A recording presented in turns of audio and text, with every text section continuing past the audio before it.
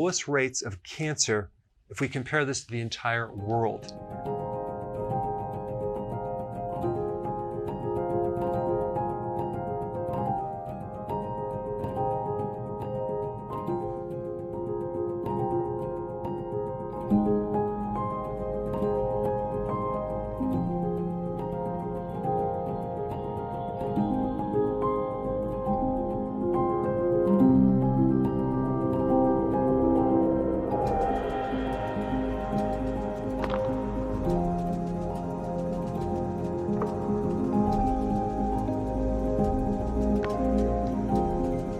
Now, if we take the average of how many people get cancer in the entire world, it's 198 people out of every 100,000 people get cancer.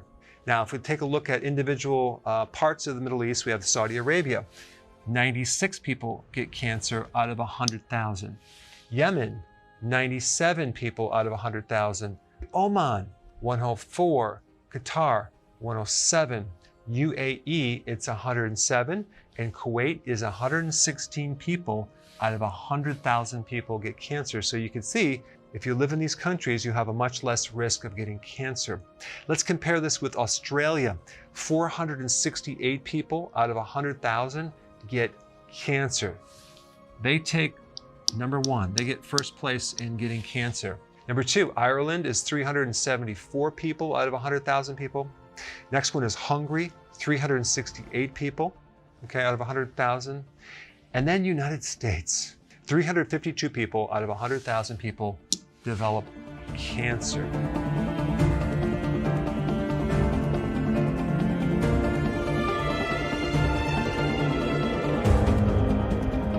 So, what is so unique about the Middle East?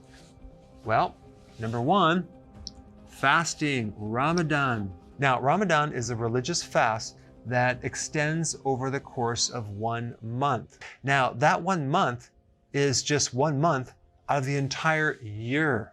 What blows my mind is they're fasting right after sunrise to sunset. So they're usually eating before that and eating after that. So Ramadan is considered a type of intermittent fasting only for 1 month and produces a tremendous decrease in rates of getting cancer. That's quite remarkable. So why does fasting help with preventing cancer? Well, it starves cancer. Do you realize there's between 10 and 50 times more insulin receptors in a cancer cell versus a normal cell? What does that mean? That means that cancer cells have a very avid or greedy hunger for glucose because they have more receptors to eat glucose, okay? So this is how they diagnose cancer, through a PET scan. A PET scan identifies areas in the body that have a very high metabolism of sugar. So cancer loves sugar, and when you're fasting, you're not consuming sugar. All right, number two, autophagy. Fasting stimulates autophagy, which is a condition that helps to recycle old damaged proteins. It helps to recycle old damaged things like damaged mitochondria. And if we look at what cancer really is, it's damage to your mitochondria. When the mitochondria is damaged, the mitochondria then adapts its metabolic system to a different way of dealing with energy. It ferments glucose. When you fast, you kick in this autophagy and you're recycling damaged mitochondria, which is going to decrease your risk for cancer. The third thing about fasting is that when you fast, you generate new immune cells. You strengthen your immune system. Your immune system becomes stronger.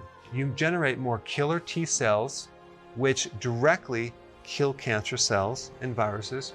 And you also stimulate more helper T cells, which indirectly help reduce cancer.